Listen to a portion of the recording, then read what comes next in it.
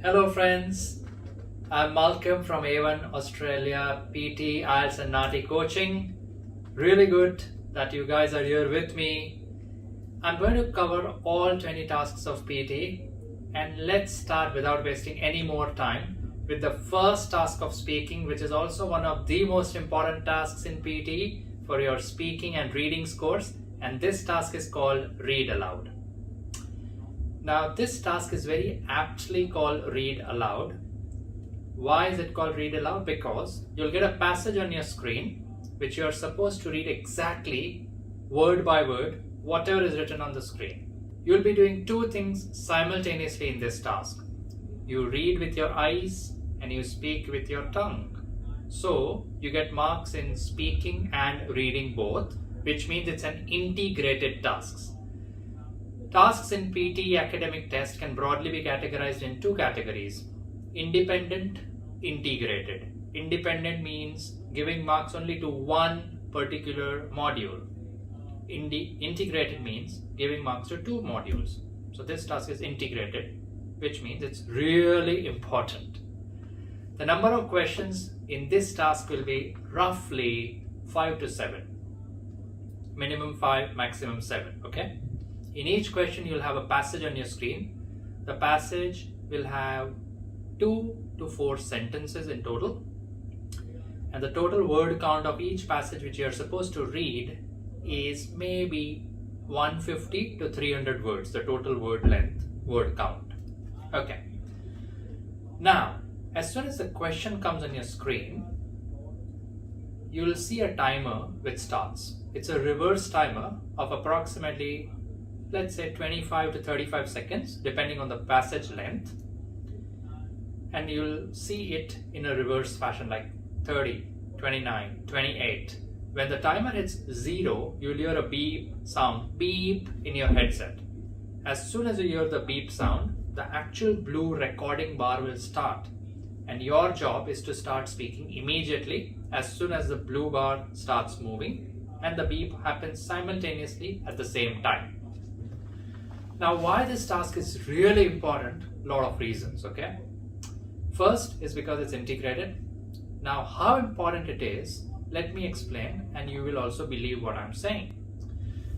The total points which you get from this task in speaking and reading scores out of 90 points, 90 being the highest, the total score in each section is approximately 20 to 22 points. So 20 to 22 points will go to your speaking score, 20 to 22 points will go to your reading score. That's how important this task is, if you don't make mistakes, obviously. Now, you can get different types of passages. Sometimes passages can be really easy, sometimes a bit tricky. Now, before I talk about this task, let me give you a very generic instruction which I give to all my students. Before the test starts and when you do the mic setup, there is a line on your screen which you have to read. For example, the prices of corn have been increasing steadily each year. So that is when you do mic testing. Remember what I'm saying now, two things which can be really crucial in getting that high score which you have been aiming for. Number one is the mic volume.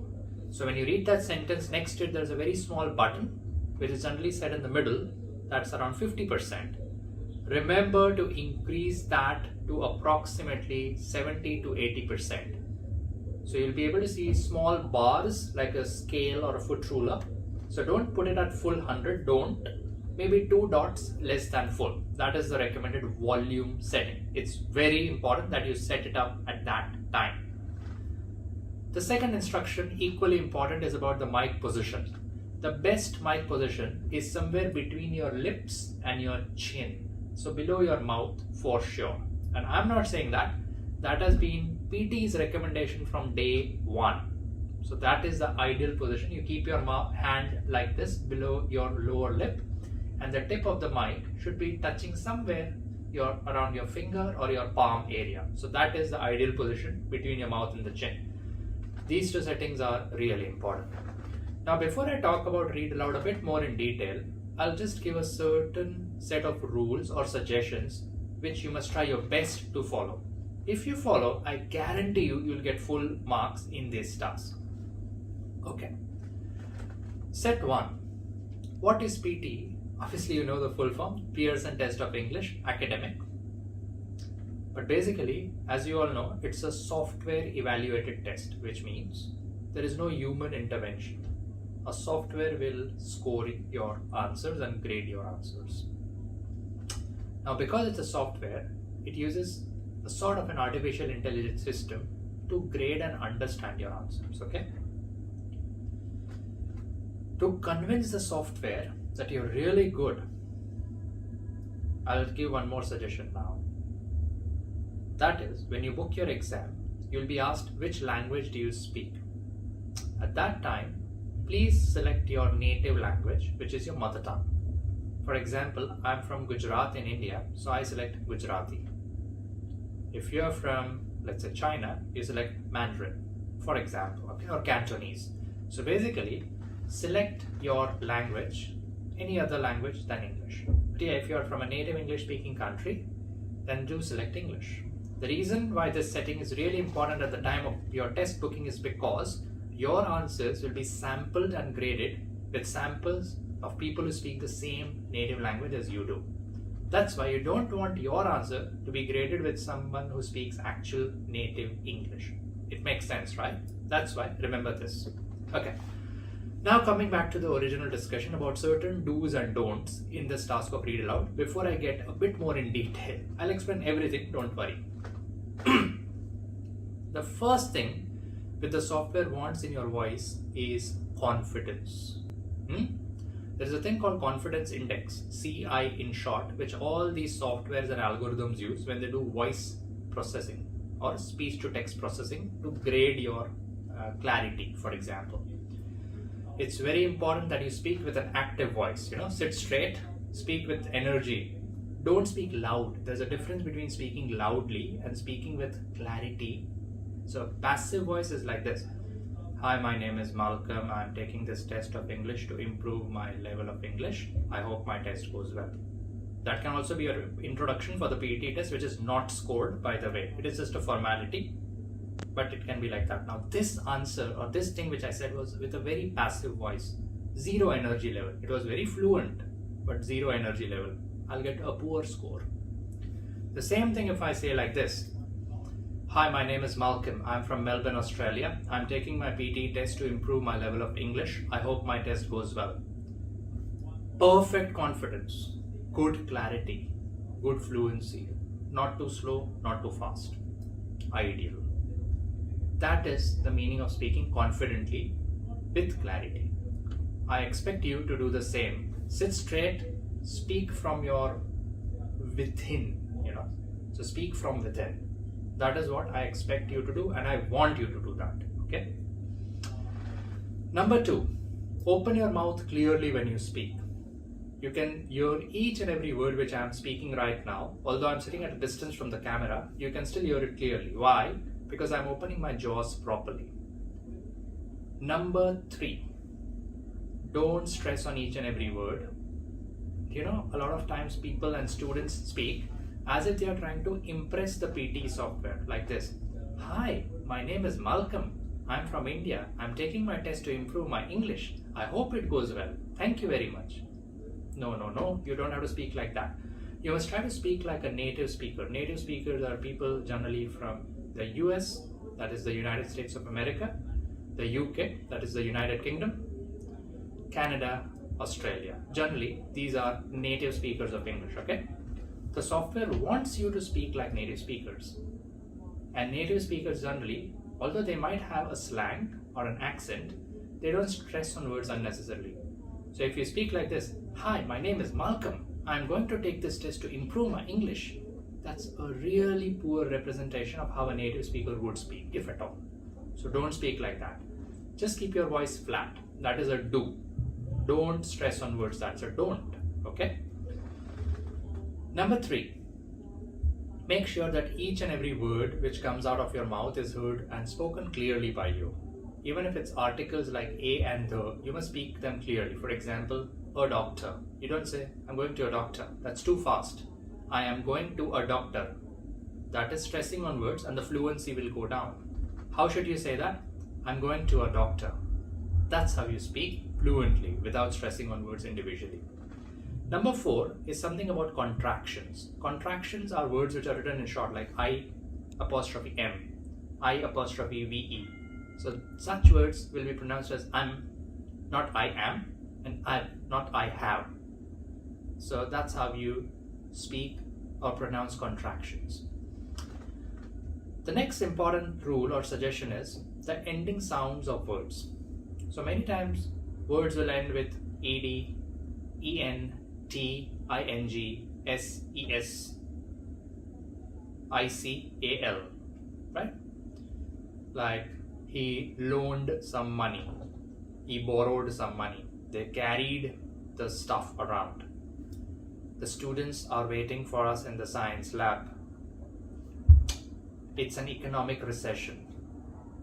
I have an MBA degree from Wharton. So that's how every word should be pronounced clearly. It matters a lot for the reading score, okay? The other thing which I want you to do is, obviously if there's a passage, there are going to be sentences separated by a full stop, sometimes a comma or a colon or a hyphen, that's a dash. A very important thing which you must understand right from the beginning, that is day 1 to day, is about correct pauses and incorrect pauses. Correct pauses are pauses which are ought to be taken, which means which must be taken at the right time. Incorrect pauses, if taken at unnecessary locations or places, are going to reduce your reading scores and also your fluency goes down. So that's why, please remember what I'm about to say now. You must take a very small or a tiny pause at every full stop. That's rule number 1. And remember, it should be a small pause. You don't have to stop. It should be a smooth, small pause. Okay? Okay. Now let's talk about a comma. Should you pause at each and every comma? The answer is no.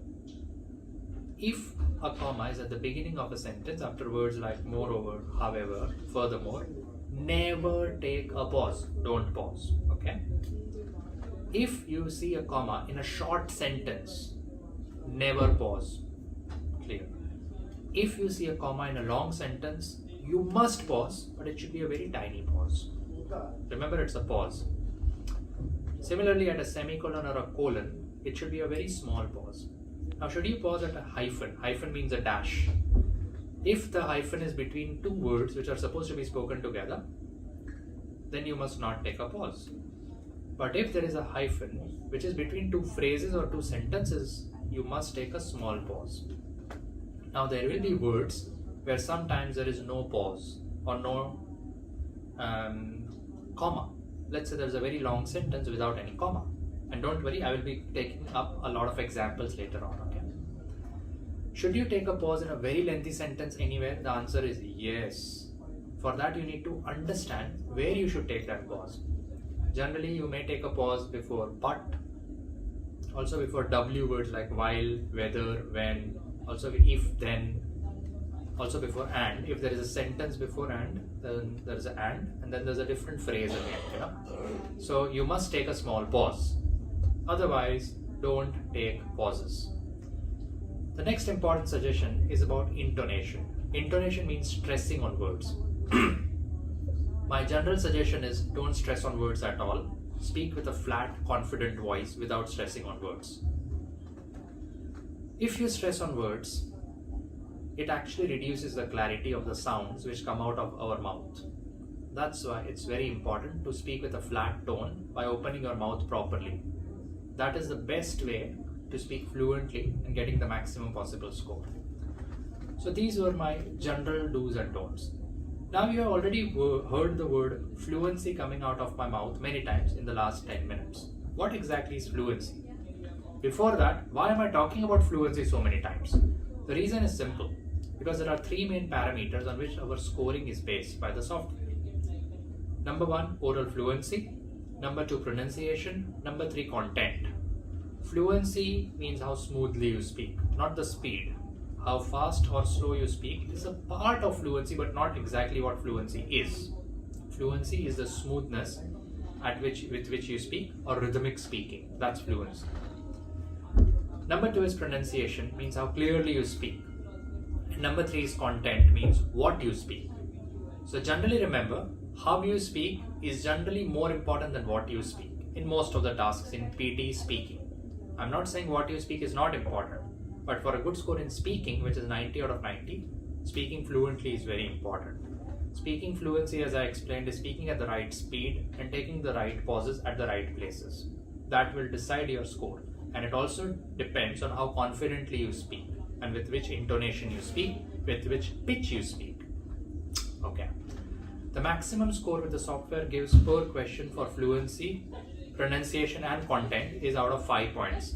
So 5 for fluency, 5 for pronunciation and 5 for content is 5 plus 5 plus 5, 15. So that is the maximum theoretical score per question which you can score for each answer of Read Aloud. Now please understand and don't get confused, 15 is a theoretical score. It is not the actual score per answer which you get out of 90. Maybe out of 90 per correct answer you get 2 to 3 points. So if you get 6 to 7 questions, that's approximately 18 to 21 points in speaking and reading. So approximate calculation is like that. Nobody knows the exact scoring. Nobody knows. Okay, it's a secret, right? It's PT. It's a secret. So approximately 2 to 3 points out of 90 per correct answer in speaking and reading both. But theoretically and accurately, 15 points. Just think it's points. Out of, let's not care. 15 out of 15 is the maximum. For your speaking score, the most important thing is fluency.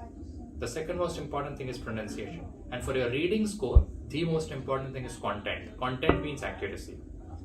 So these are the main parameters on which your Read Aloud scoring is based upon. Now, before the beep sound, for preparation, you get approximately 25 to 30 seconds, depending on the length of the passage. And the content score, which actually gives you marks in reading, also comes from also affects your reading score, obviously, and it's a very important part of how your scoring will be based, right? Now, to get the maximum possible points in content, it is very important to know the pronunciation of words which you see on your screen. Before the beep, you get 25 to 30 seconds. And based on the difficulty level of the passage, your content score per question can be a bit different. Okay?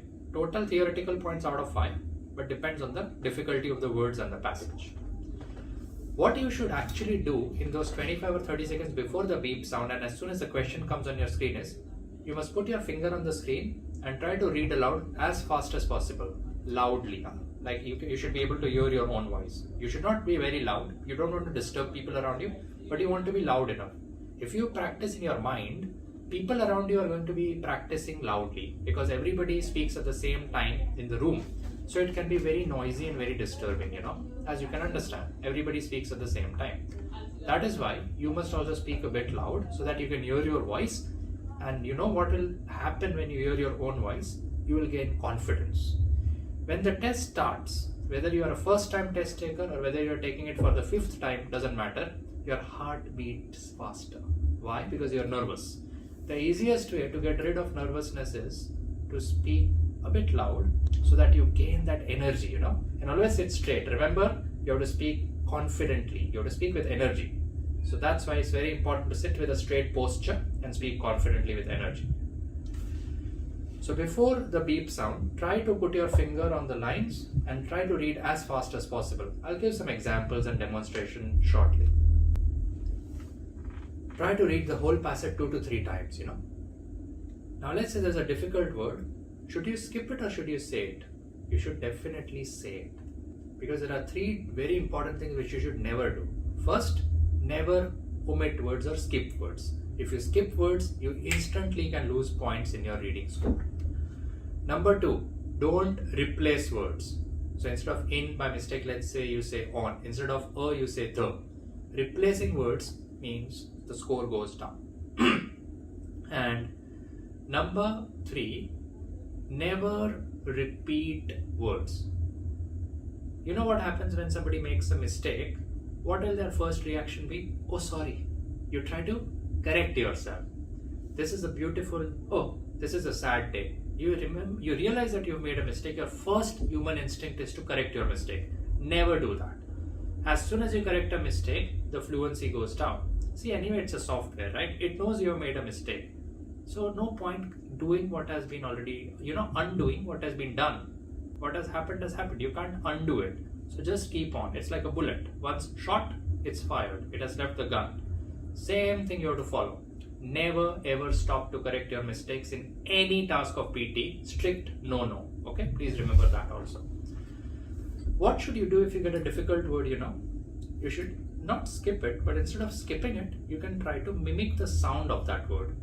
I'll show that also in one of my examples shortly. Mimicking the sound of the word at a low volume, what will happen? The software will think that you have said something similar to the actual word. So it will not penalize you. I'm not saying do this multiple times, but if you do it once or twice in those 5 or 6 questions which you get, that's totally acceptable. My last suggestion for read aloud is, sometimes people just read one line of the whole passage and do next. Should you do that? You should never do that. Popularly, it is called the PTE Read Aloud one-line strategy. I'm strictly against that strategy because it's hit and run, or luck, trial.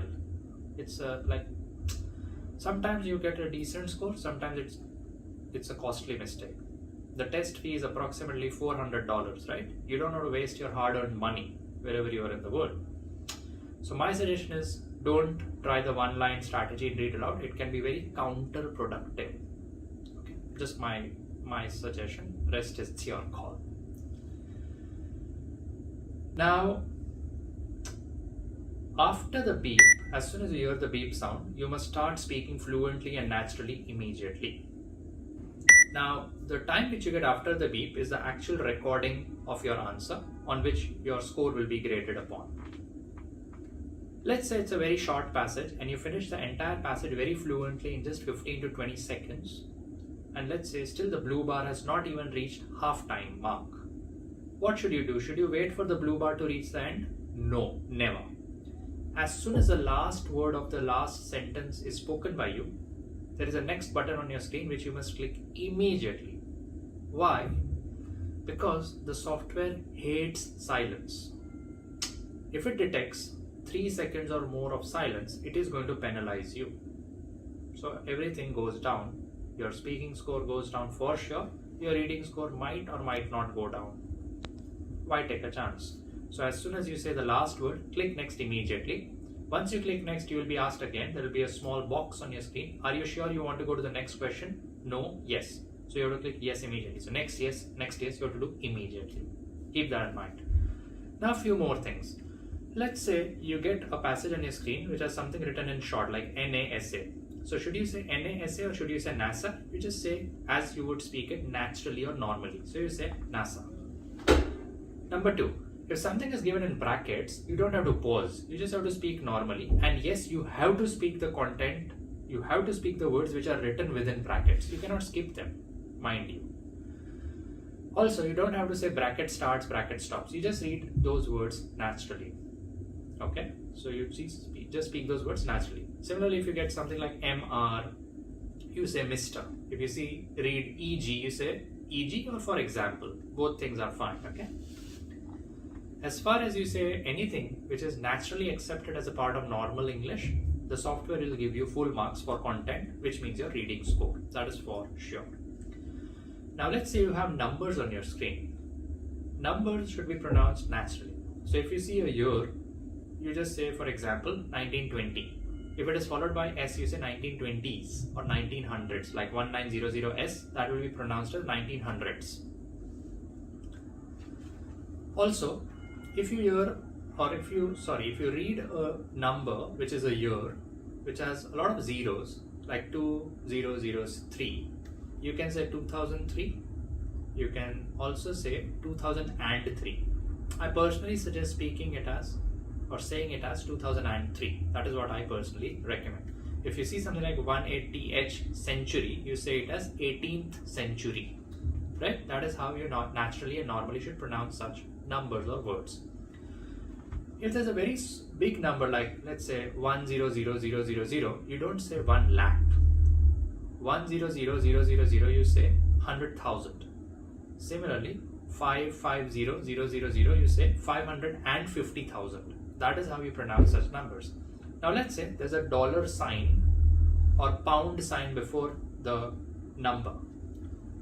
The unit has to be spoken after. So if it's, let's say, dollar sign 200, you don't say $200, you say $200. You say 200 pounds. So you speak the number first and the unit later. That's how you pronounce these numbers.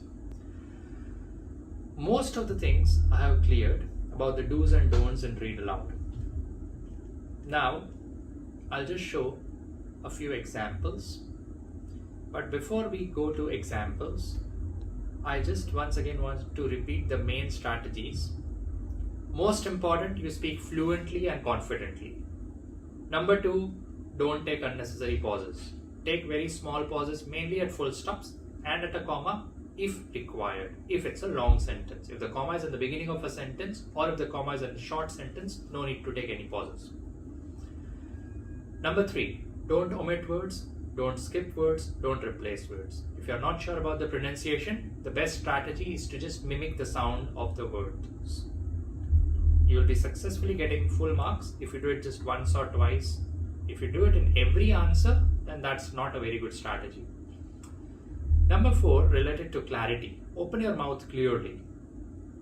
You don't want to speak to yourself, right? You are going to be recorded. So speak clearly, open your mouth properly, open your jaws more. Number 5, don't stress on words unnecessarily. Intonation is never good for a high score in PT. That's how the algorithm is designed. You need to be fluent and clear at all times. That's all, friends. I've covered most of the important topics and most of the important do's and don'ts for Read Aloud, which is one of the most important tasks if you're targeting a score of 65 each, 79 each, or whatever you're targeting. If Read Aloud goes well, mentally you will feel really confident. It will be a good setup for the remaining part of the test. But if the beginning part of the test goes well, or doesn't go well, you will be under unnecessary pressure. Also, please remember, if 1 or 2 mistakes you make, let's say the first question due to lack of confidence or due to anxiety, it's okay. Don't stress, don't worry. You still have a lot of chances, right? It's not a sprint, it's a marathon. You'll get a lot of chances to get that high score, which will put you in a different league, which will enable you to achieve your goals and dreams of migrating to a beautiful country, Could be Canada, Australia, or New Zealand. So don't worry, don't stress.